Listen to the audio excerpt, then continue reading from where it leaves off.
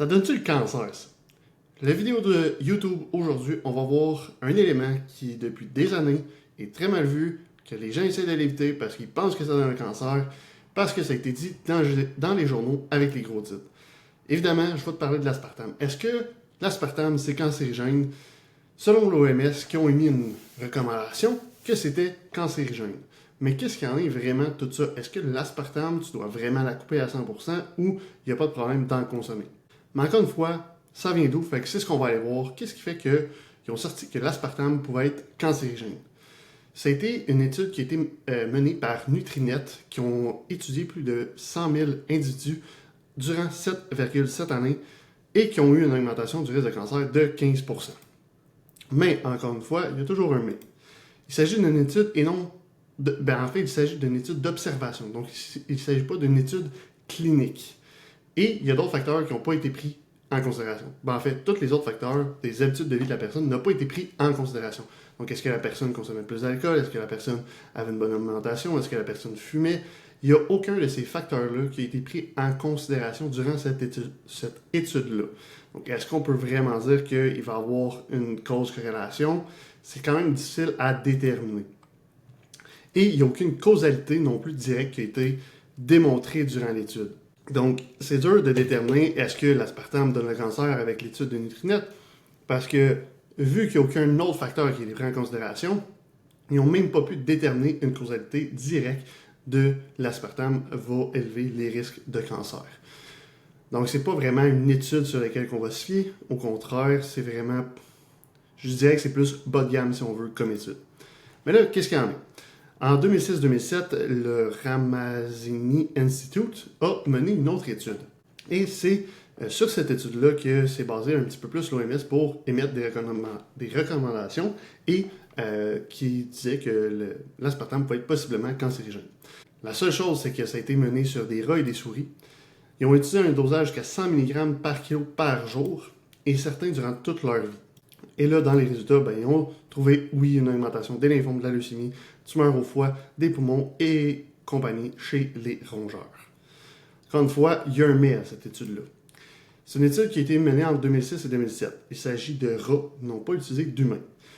Le dosage recommandé par l'OMS, c'est de 40 mg par kilo par jour.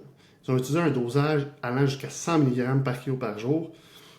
Donc, une canette de Coke Diet, exemple, contient 2 à 300 mg d'aspartame. Moi qui pèse environ 200 livres présentement, donc 91 kg, je devrais consommer 3640 mg d'aspartame par jour. Ce qui correspond à 12 et 18 canettes de Coke Diet par jour, et ce, à chaque jour, tout au long de ma vie, pour avoir une augmentation de cancer. C'est quand même beaucoup. On s'entend, là, 12 à 18 canettes, il faut que tu en boives des canettes pour avoir de l'aspartame.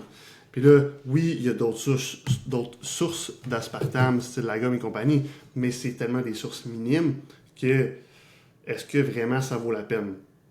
Fait que c'est de faire attention par rapport à ça. Ensuite de ça, ils n'ont pas pris en considération non plus dans cette étude-là la longévité, les infections que les rats et souris vont contracter de manière plus normale si on veut, et la nourriture donnée non plus. Donc, il pouvait y avoir des nids d'infection dans la communauté de rats, si on veut, qui faisaient qu'ils développaient des cancers, des tumeurs et compagnie. Mais encore là, ils n'ont pas pu séparer ça à 100% du fait qu'il y avait plus de cancer, puis est-ce que c'était dû vraiment à l'aspartame ou non. Fait que c'est de faire attention, ça a été l'étude qui a mené l'OMS à émettre des recommandations de 40 mg par kilo par jour, et ça a été aussi la raison pourquoi il y a eu ce gros titre-là qu'on a vu au début, que l'aspartame pouvait être possiblement cancérigène. Et c'est vraiment important, c'est pas l'aspartame est cancérigène, c'est l'aspartame pourrait possiblement être cancérigène. Fait qu'il y a quand même une bonne différence entre ce que c'est et ce qu'ils disent que ça pourrait possiblement être. Puis encore là, si on regarde les études sur lesquelles ils se sont fiés, que ce soit le Nutri, je ne sais plus, j'ai perdu le nom déjà, que c'est vraiment une étude d'observation. Et là, si on regarde l'étude par Ramazzini Institute, menée en 2006-2007, on voit que les dosages utilisés et surtout les individus utilisés, on s'entend, c'est des rats et des souris, ce n'est pas des humains. Donc, ensuite de ça, qu'est-ce qu'il y en est? Est-ce que vraiment l'aspartame est cancérigène? Si vous consommez une quantité normale que ce soit liqueur, diète ou autre, il n'y a aucun danger au niveau de l'aspartame.